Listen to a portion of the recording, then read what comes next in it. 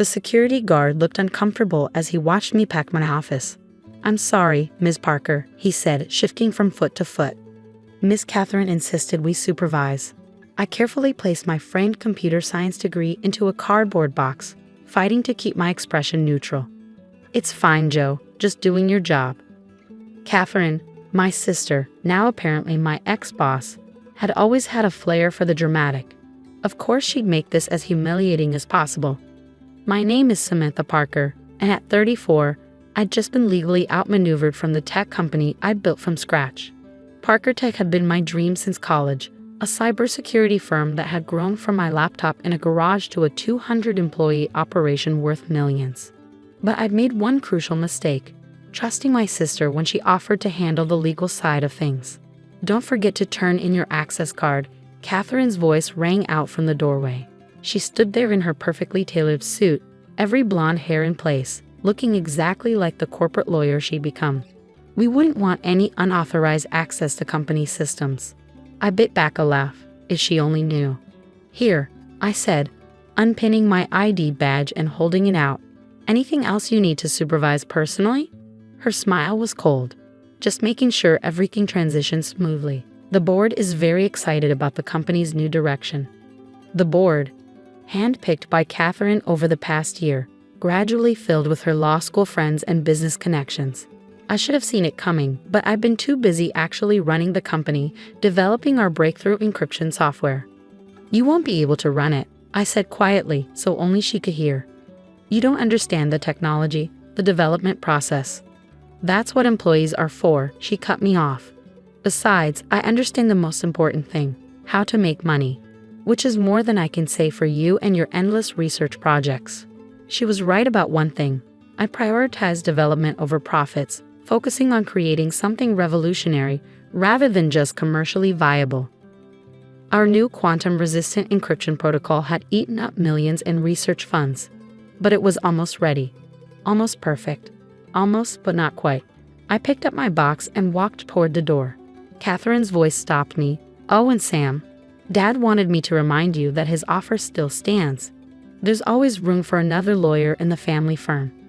That was the final twist of the knife. She knew how much I'd disappointed our father by choosing computer science over law school.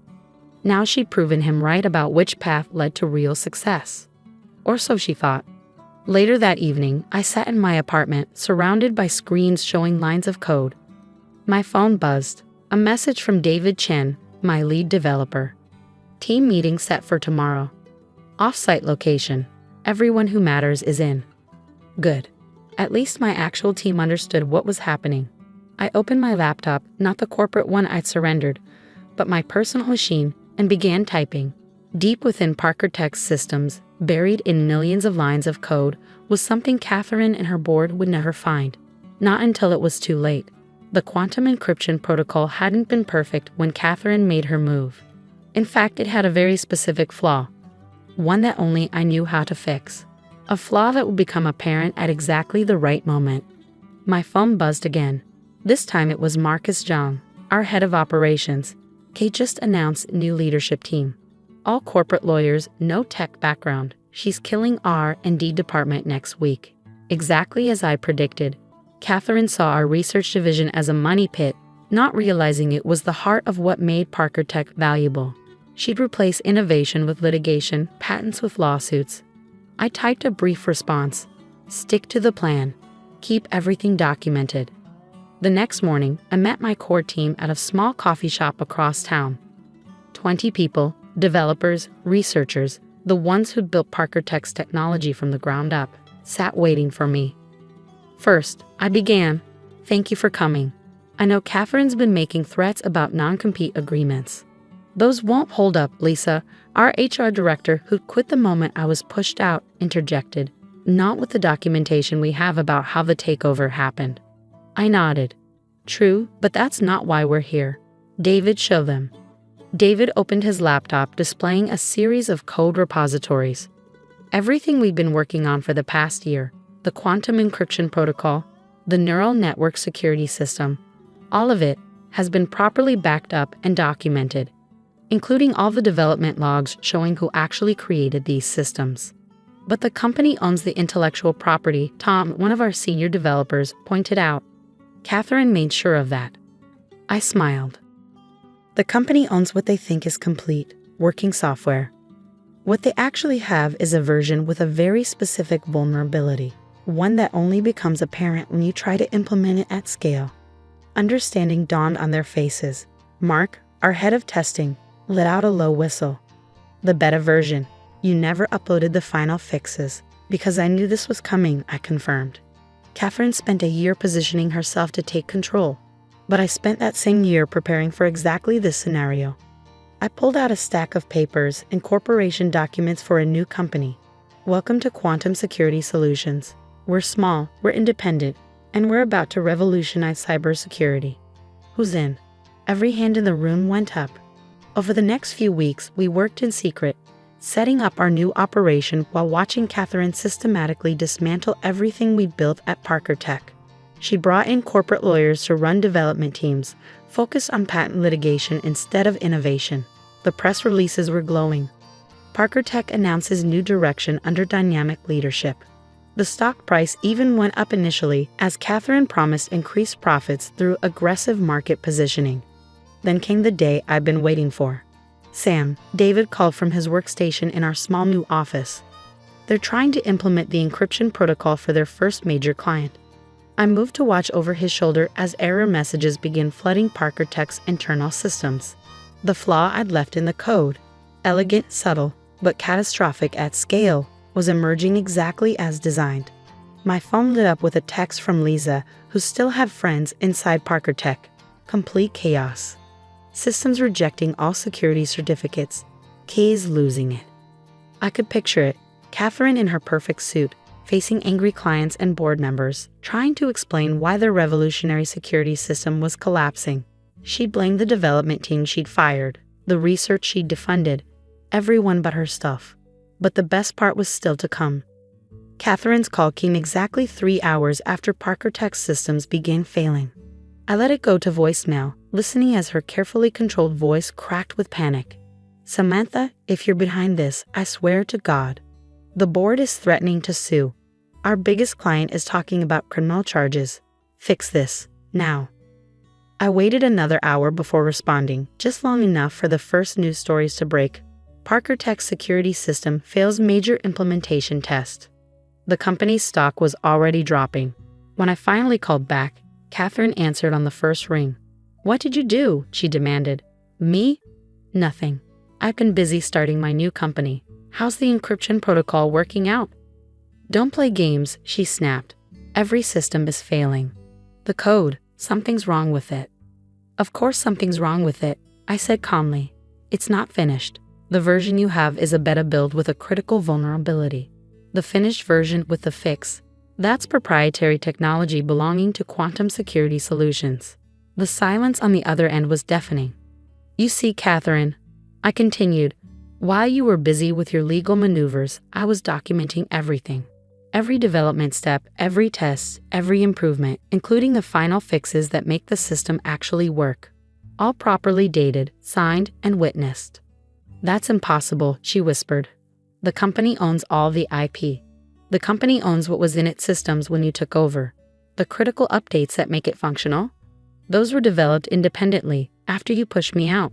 And before you try claiming otherwise, I have timestamps, blockchain verification, and witness statements from the entire development team.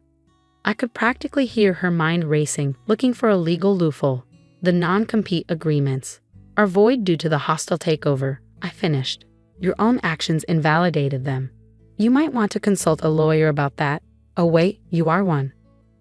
Later that day, Parker Tech's board called an emergency meeting.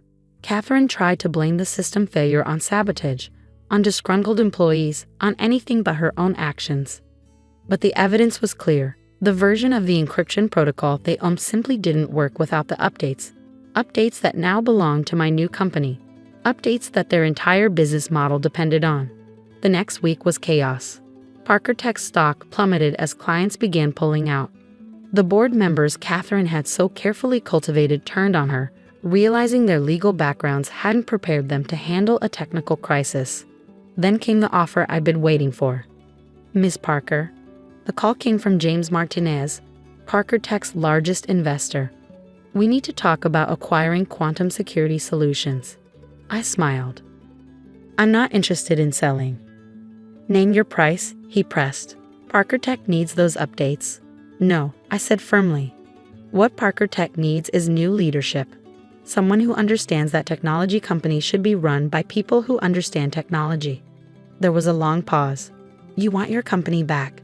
On my terms, complete control of technical development, a board that includes actual tech experts. And Catherine? She needs to go. The negotiations took 2 weeks. In the end, Parker Tech's board had no choice. Their company was worthless without the encryption protocol updates, and their shareholders were demanding action. The day I walked back into my old office, Catherine was waiting. She'd lost her polished look. Her hair was messy, her expensive suit wrinkled. You planned this, she said. All of it. I learned from you, I replied. You taught me that sometimes you have to think like a lawyer, document everything, prepare for the worst, protect your interests. I just applied those lessons to technology instead of legal proceedings. She laughed bitterly. Dad was right about one thing, you would have made a hell of a lawyer. Maybe, but I prefer building things to tearing them down. The reconstruction of Parker Tech took months. We merged it with Quantum Security Solutions, rebuilding the development team and implementing the complete encryption protocol properly this time. Catherine moved to California, taking a position with a corporate law firm. She never apologized, but she did send me a message when our quantum encryption system won a major industry award. Congratulations, you proved me wrong about everything. Even lawyers can admit when they've lost. The framed computer science degree went back on my office wall, now joined by patents and awards that proved technical innovation could be more powerful than legal manipulation. Dad even called to say he was proud, though he still mentioned that the family law firm had an opening if I ever changed my mind. I kept the beta version of the encryption protocol, the one with the elegant flaw, framed in my office as a reminder. Sometimes the best defense isn't in the code you write, but in the code you don't write. And sometimes the best revenge isn't about destroying your enemies, but about building something they can't touch. 1 year after the takeover attempt, I stood in Parker Tech's new research lab, watching my team work on our next breakthrough. The quantum encryption protocol had revolutionized cybersecurity just as I'd known it would.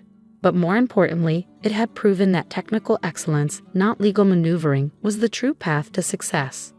Catherine's nameplate from her brief tenure as CEO sat in my desk drawer, not as a trophy, but as a reminder that power based on manipulation is always vulnerable to truth and competence. The company she tried to steal had become something greater than either of us had imagined, precisely because her actions have forced me to protect and perfect our technology in ways I might never have considered otherwise. Sometimes I realize the people who try to destroy you end up making you stronger. Not because of what they do, but because of how you choose to respond. That's the thing about technology. In the end, it doesn't care about legal documents or corporate maneuvers. It only cares about whether it works. And making things work, that's what I do best.